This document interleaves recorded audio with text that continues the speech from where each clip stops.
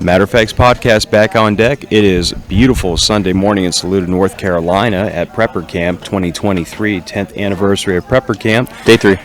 Day 3. So here's the funny thing, listeners and viewers. The game plan originally was to blow our candle out Friday and Saturday doing interviews and meeting people and talking, and then we figure we'd be lazy bums on Sunday. We just do this morning show, we kick it out the door, we go find some foolishness to get into, and then I said no. Yes, my dad over here felt responsible and felt like, no, we got to do more interviews, we got to do more, and I said, yes, Dad. So we're going to be doing more interviews today, and if y'all are watching this on YouTube, I think the way I'm going to cut this together is that each morning show will precede the interviews from that day. So stick around. This might be a bit. There'll be probably 2 or 3 more interviews in this feed, and if you're listening to this on audio, that's because we uploaded it Sunday morning. And in addition to the whole package of the Friday and the Saturday interviews, there's now going to be another one for the Sunday interviews. So yeah, plans change, but I have to admit, man, my game plan to try to hit some classes today has grenaded, but I'm not totally upset about that. I just have to say that this has been an awesome prepper camp, and we've got to spend it with people like Toolman Tim from PBN. Howdy. All the way down from the Great White North. Closer to Santa Claus than I am closer to prepper camp most of the time. Further north than me. Yeah. That takes a lot, brother. Oh, I'm sorry. The Great White North. Yeah. Some of my friends call it Northern North Dakota. Northern North Dakota. That sounds legit. It is, yeah. So how long of a drive did you have to get down here? So if I were to drive it straight, it would be 37 hours. Yeah. So I split it up. It's only a day. Yeah, a day and a half, actually, So I do it enough now. Public school. I normally, yeah. I'm laughing in back pain, but go ahead. Oh, yeah. I love it. I got the truck souped up the best I can to be comfortable, but it's still. I do 10 hours a day usually. I got this sweet spot of 10 hours. When I'm heading to Camden, Tennessee, which is where I normally go, I got Minot, North Dakota, and then right around Iowa, and then straight down. So it's, you get 10, 10, and 10. But I've been on the road. We had a get-together for the podcast in Illinois, so that killed some time, and then spent a day in Louisville, and then I get to show up with you guys. So it's been a good trip so far. 36-day road trip, by the way. Wow, 36-day road trip. Yeah. Last year was 18, and I'm like, it wasn't long enough, so I figure I might as well double it. So where's after this? After this, I'm heading to, we bought some property. So I'm a Canadian, of course, as everybody said, and I just me and my wife bought some property in Camden, Tennessee, because we got a pretty cool community there, some pretty awesome people. Mm-hmm. After that, I'm heading north to Kansas to the Midwest Preparedness Project, then back south, back to Camden for a work day with podcast listeners, and then finishing up with the Self-Reliance Festival in Camden, Tennessee, and that I am looking forward to. That is going to be a fun one. They're all good, but I love seeing everybody. Always fun. So what I'm hearing is next year is going to be a 70-day road trip. I think so, yes. If we continue on this trajectory, you're going to be promoted from honorary to actual American in a couple of years. It's at the point this year where I believe my count's going to be just over 2 months of time total in the States. So it just gets longer and longer every year. Are you going to need a green card here in a little bit? I'm allowed 6 months minus a day legally, so as long as I don't exceed that, then I don't run into any problems. I just love being down here. Oh, yeah. Yeah, I'd be here. I would stay if I could stay legally. I'm not going to, I don't want to be the guy looking over his shoulder the rest of his life, right? That's fair. Next year, just bring the family and just don't go back. Dude, Beverly Hillbilly it, just load up the truck and drive south. Oh, yes. Yes. I love Beverly Hillbillies. I'm not sure which one I'd be. I always wanted to be Jethro, but now I think I'd be Jed. So there you go. So talk to everybody about your podcast, because I know that we've talked in the past about it. You've been on PBN for a while, and I feel like you have kind of an interesting little wheelhouse, Yeah, brother. I do everything. But everything. So I'm here talking about repairedness. And I coined that term a couple years ago, and it's a mouthful, but it's the art of home maintenance when help isn't around the corner. And that's kind of my niche, because I built a handyman business over 7 years. I always say abject poverty is an incredible motivator, and that's what I did. We grew up, well, I didn't grow up poor, but I was poor once we had kids, and I had to discover how to do all this stuff. So I was also a prepper, and for us, it really wasn't prepping, it was just getting by, learning to make do. We always had a closet full of toilet paper to make sure the kids never run out of toilet paper, but we never, we just couldn't afford other stuff. So, my two passions were handyman and prepping. My wife liked talking about prepping, but she got tired of listening to me talk about tools. So I said, well, I got to do something, guys. So I started the YouTube channel /podcast, and it just kind of took off. It's so I rebranded this year. It was always the Workshop Podcast. Now it's Workshop Radio. Because I grew up listening to talk radio, loved it.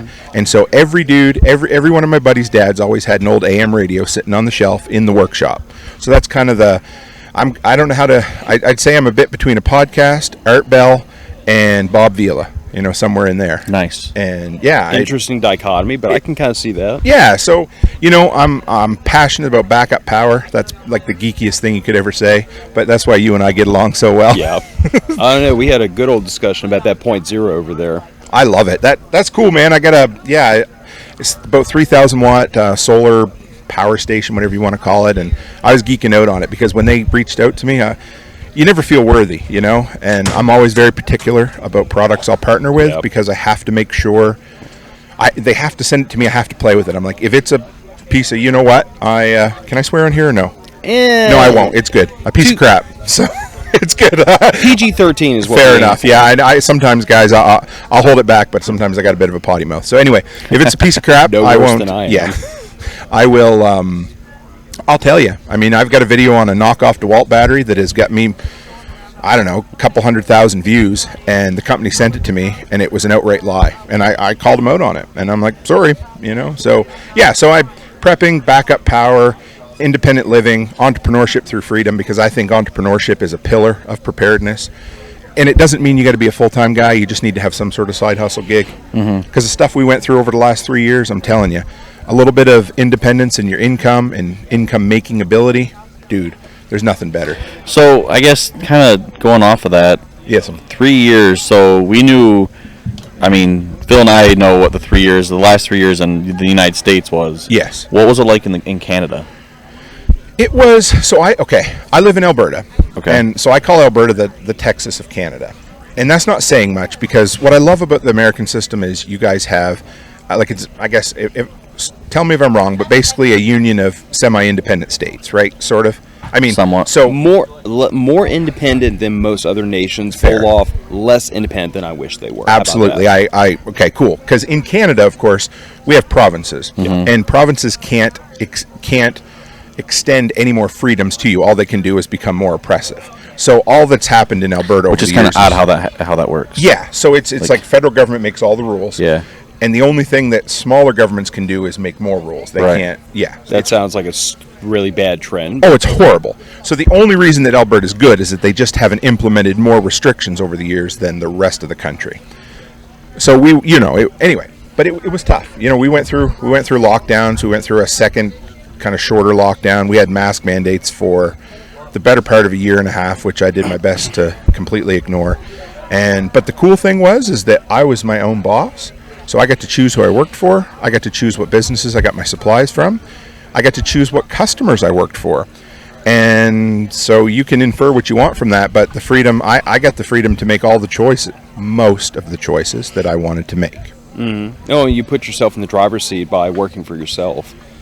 Absolutely. The other thing you talk about a lot that really echoes back to a lot of my past is you talk about repairedness and about how there's a certain amount of learning to fix stuff that was really almost an act of financial survival when times were tough, because I remember growing up 8-9 years old in the front yard with my dad working on the family cars, because it's not like we were poor, we weren't, but we were definitely middle class. We didn't have extra money to spare on anything. Every dollar had to go someplace to do something. And if you had, my dad always raised me with this idea of, he's like, do you know what mechanics charge? And at the time, it might have been $50-$60 an hour. Now it's well over $100 an hour. But he said, if you don't make more money per hour than that mechanic charges you, you learn to do that yourself, and you do it at home.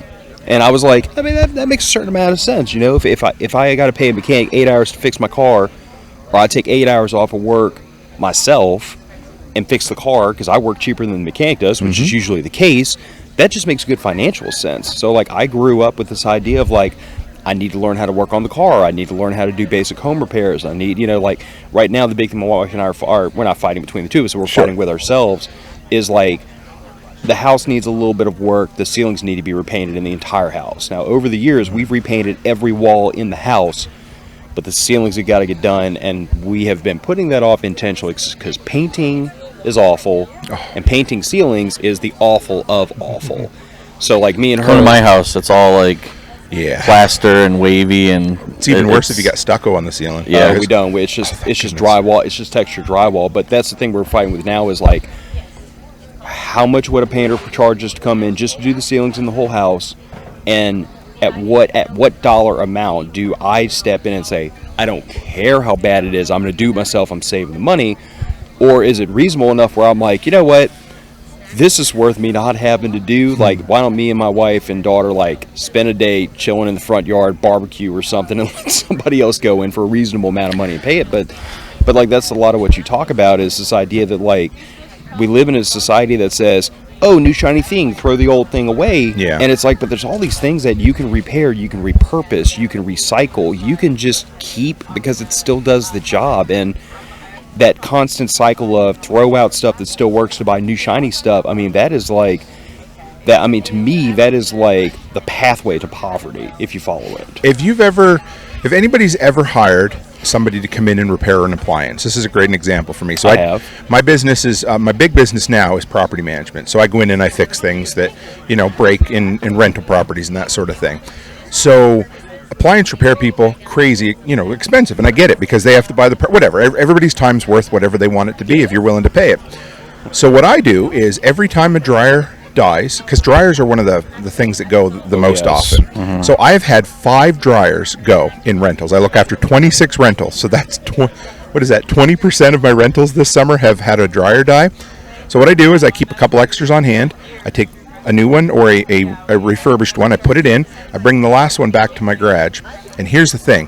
Dryers, there's 3 things on a dryer that almost always go. And every part is less than $20-ish online. The problem is knowing how to repair them, so it's typically a start switch, a fuse in the back, because there's a thermal fuse in there that'll blow if your lint collects up and it can't get out and create heat. So that's number 2, and then the door switch. Those are the 3. They're all super simple. Any entry-level kind of non-digital appliance like that, fairly universal for parts. So what I tell people, look up your manual online. Don't go to Kenmore to order your parts.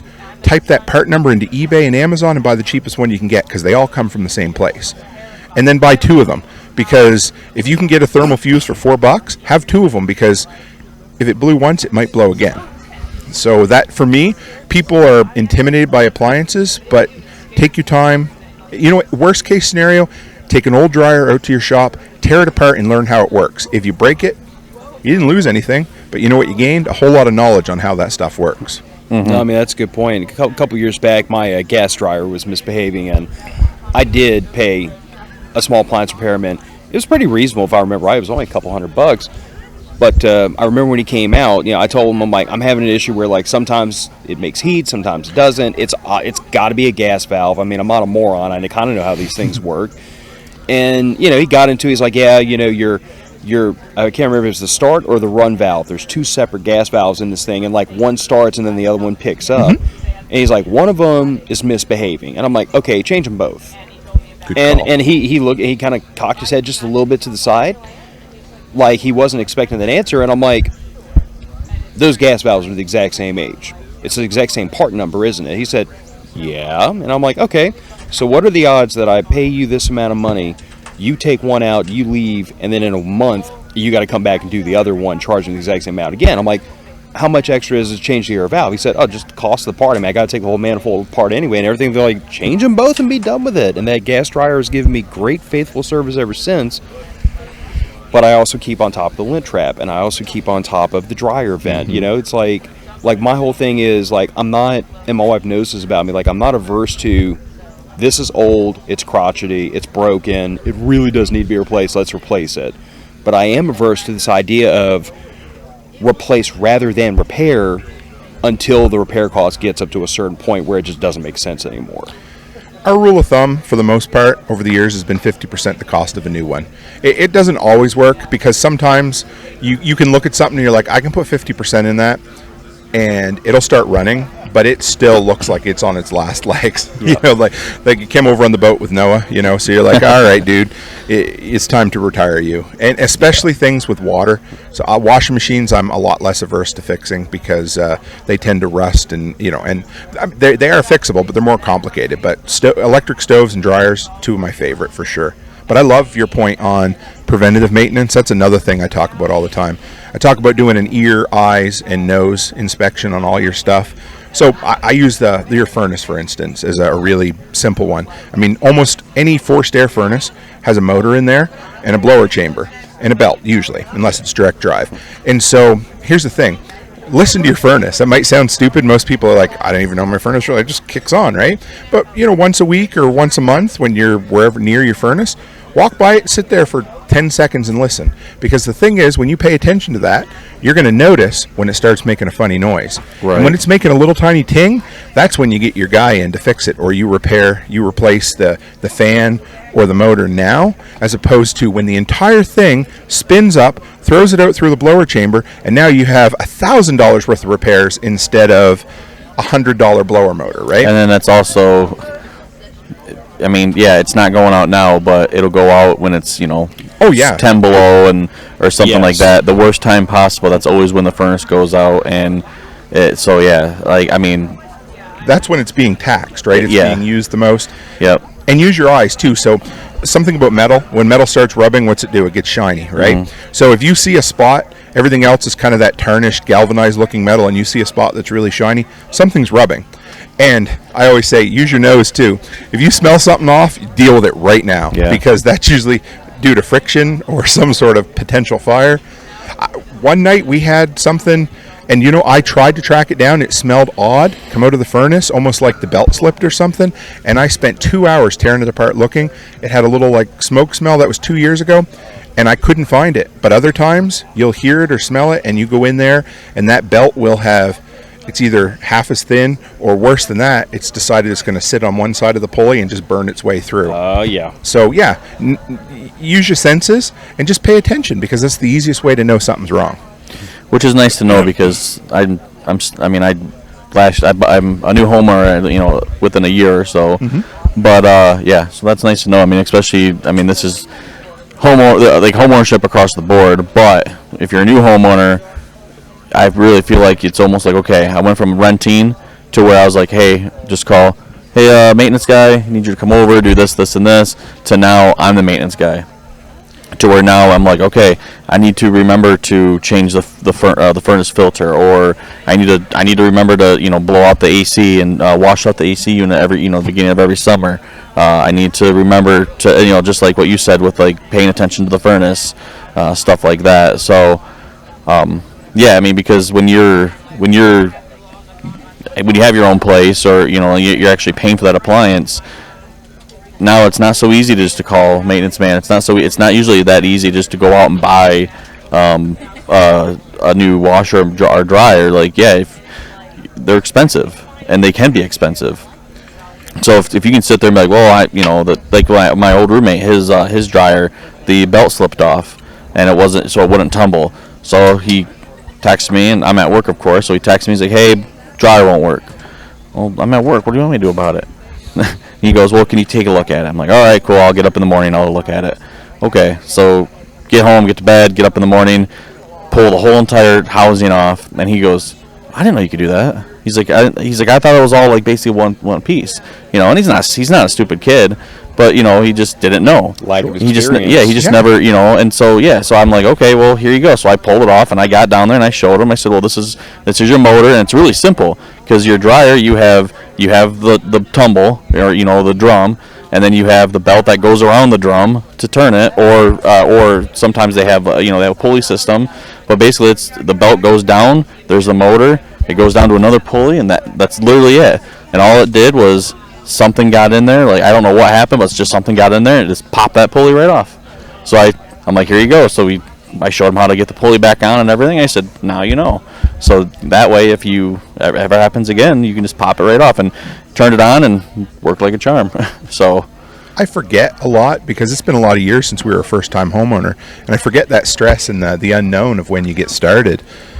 But when with any of that stuff, like in preparedness, we love our stuff, right? And I've got a shirt that says you need to be your own first responder, and we're really good at being our own medical. Oh, sorry, I shouldn't say we always are, but things that are sexy we talk about, first aid, food storage, fuel storage, that kind of stuff. But and comms, some people love comms, but for me, home maintenance.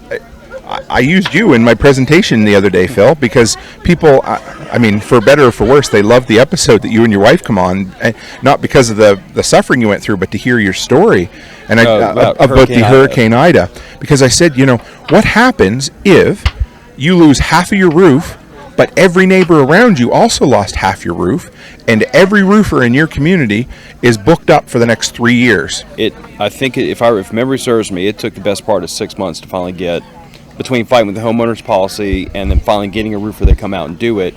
It was a 6-month process to get that. Now, fortunately, a tarp and some roofing nails, like, it wasn't leaking, and it was over the porch. It wasn't into the house, so even if it was leaking, it wasn't the end of the world. But yeah, I mean, that was 6 months to get that to finally be totally resolved.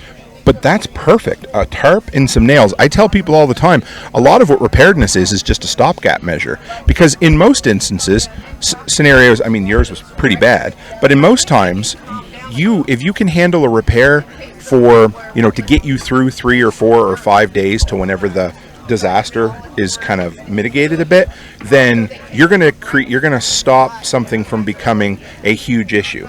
So if you've lost a couple of shingles in the wind, if you can patch that quick with some tar or a tarp or something, then you're not going to end up with ruined drywall on the next rain. So you're fixing things. And the other thing worth pointing out is that the benefit to learning how to do basic repairs on your home, your auto, any of your equipment, is a lot of times you can stave off additional damage. Yes. Because I used to work in auto mechanics, and we deal with this all the time, where it's like, if you let this go long enough, it's going to take this out too. Like if you have I'm trying to think of a good example. Like it's kind of a well-known thing that if you have like valve cover leaks, you're going to want to spray oil all throughout the friggin' engine bay as the fan and everything sprays it around. Well, oil and most of the rubber hoses under your hood don't like each other very much. And what likes that oil even less is the wrap for your engine wiring harness. Oh, sure. And sometimes if it gets bad enough and that oil piles up in a good spot on a hot spot like an exhaust manifold, now you can have really spicy problems. So this whole idea of like, well, it's just a little oil, like I'm going to ignore it. Sooner or later, you're going to buy yourself a whole lot more pain if you keep on putting this off. Whereas if you in that perspective, if you don't know how to do the repair yourself, at least pop your hood and say, oh, there's oil outside of the engine. It's not supposed to be there. I need to take this to a mechanic and get this fixed before it turns into a bigger problem. And I feel like there is an aspect of, and I don't know if it's rooted in like just general issue laziness or if it's in the fact that we live in such a disposable society these days, but like the idea that I have to repair and or maintain anything is just a foreign concept. People want to quote somebody, I'm not going to put them on blast, but they told me one time, they said, all I know about cars is I have this long shiny thing and I put it in the hole and turn it and the engine makes engine noises. And that's like, as far as I'm concerned, everything that happens under the hood is witchcraft. But that is becoming a more and more prevalent concept, is like, I don't know how any of this works. I don't want to know how it works. I just want it to do what I want it to do. But then you get to like your side of the equation where you understand like these are mechanical devices, and if you neglect them long enough, they're going to neglect you at the absolute worst possible time. Take your time and fix things if you can. And I think a lot, I'm not going to blame anyone in particular, but you've got a lot of everything. Most of what we use today is a self-contained product that doesn't even have the right to repair. So you've got tractors from John Deere. Yeah, I was just going to say iPhones. You've got iPhones that unless you have, $100,000 worth of gear, you can't even do a screen repair on them.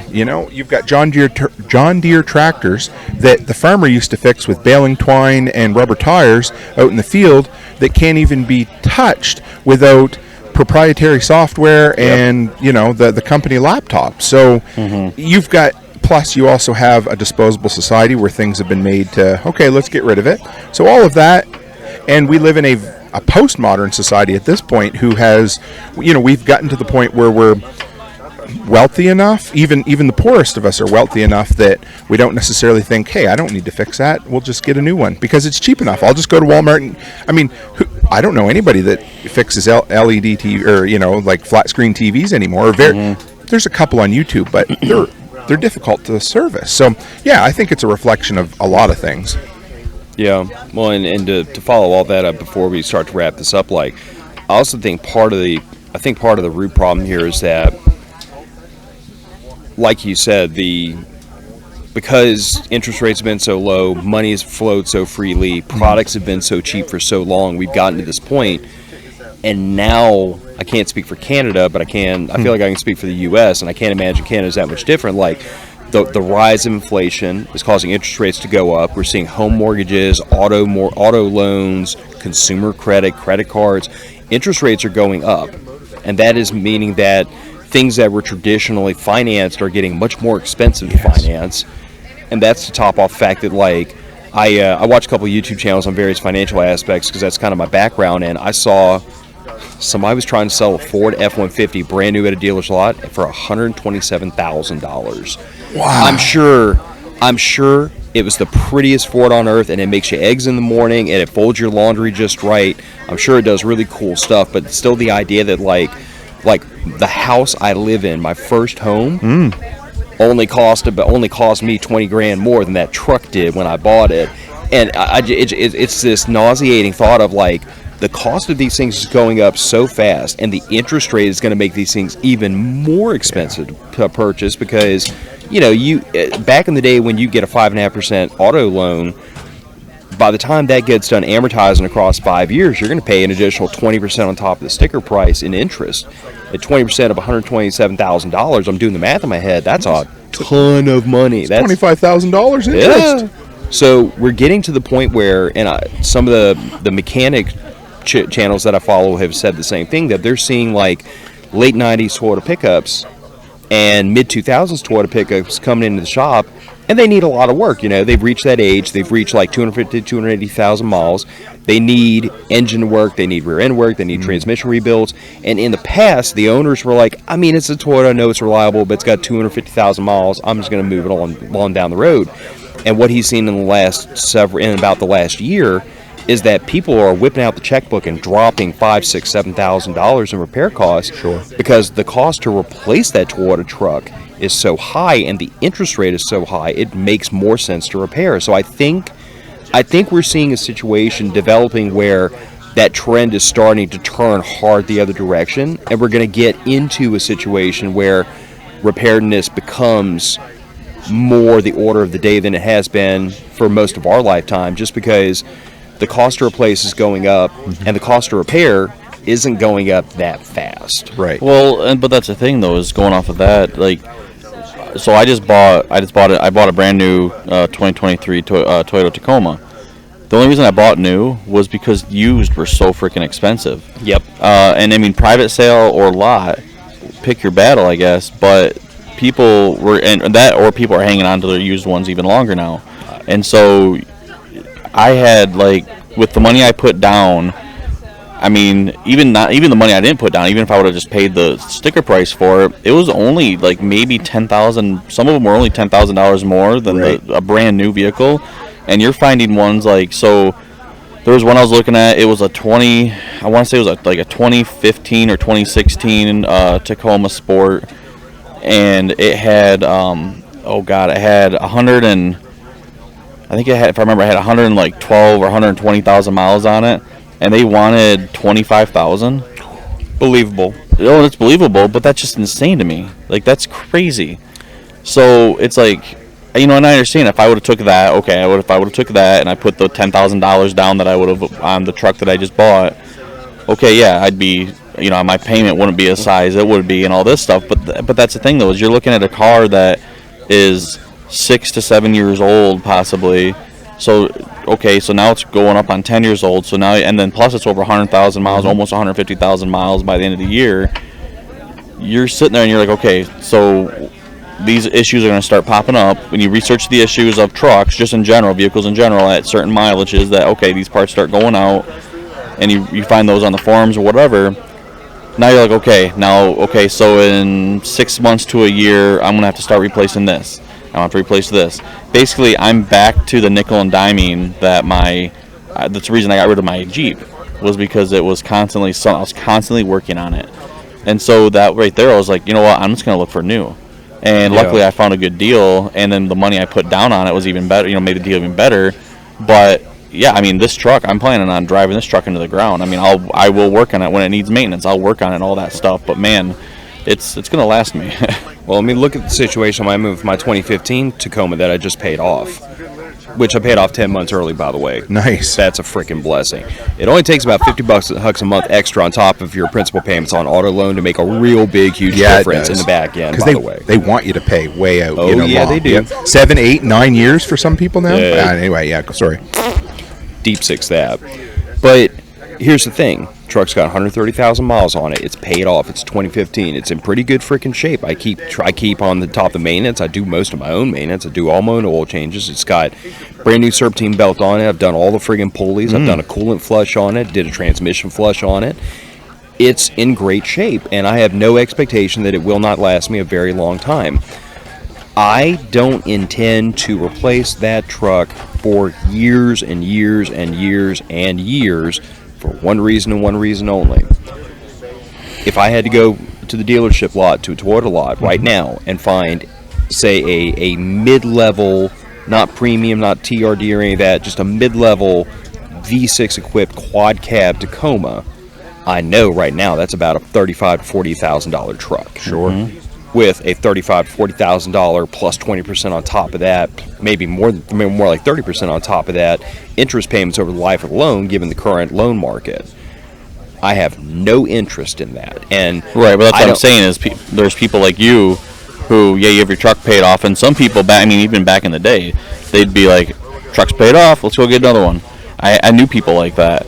But now it's like, nah, you know what, I'm going to hang on to it a little bit longer. I'm going to hang on to it and drive it in the ground. Maybe down the road, if prices ever come down and interest rates come down in the magic world, wherever someone else lives, then I could see you saying, you know what, maybe I'll upgrade, maybe I'll get a newer one or something like that. But until then, people are going to be hanging on to their vehicles longer, and they're going to be just look at appliances. Fridges, everything is going up in price. Yes. So you're going to start seeing people hanging on to things longer. They're going to start trying to figure out, okay, what can I do to repair this? And yeah, it's going to be almost like we're heading into a recession. These are classic earmarks of that, Yeah. But I guess go ahead. No, I was just going to say, I guess we kind of need to punt this one out the door. I know you got an interview waiting on you, and we got one waiting on us, but where can everybody find Toolman Tim other than on the Prepper Broadcasting Network? Absolutely, brother. So, yeah, my Thursday episode is on Prepper Broadcast Network. So the podcast is called Workshop Radio, but I'm in all the places. If you search Toolman Tim on YouTube, I now show up instead of the old Tim the Toolman Taylor. So I've done my job. But, yeah, find me in all the places. We got a Telegram group. And if you find it, come by, say hello, and become part of the delinquent community that is the workshop. Yeah, and I appreciate you coming on, Tim. Your show it's interesting to me because I find myself on the other side of the fence occasionally because so many of the things you talk about as being kind of related to prepping, I'm like, that's not prepping. That's the way I grew up. We fixed stuff because we couldn't afford to have it worked on. But you're right, these are very everyday things that people used to know, which was how to work on their own stuff that they've kind of forgotten, and I'm glad you're trying to breathe that back out into the interwebs and try to make that wave happen. My grandfather would be proud. Absolutely. Agreed. Well, matter of fact, heading out, it is 9:40. And we have a day of fun and adventure ahead of us. If anybody's out here at Prepper Camp, you happen to catch this episode later today, because I'm going to upload this here shortly, stop by the vendor's booth and say hi. Toolman Tim is right next door to us if you want to talk his ear off about dryers and furnaces. And we'll be here all day. Matter of fact, send out the door. Bye, y'all. See ya. Take care.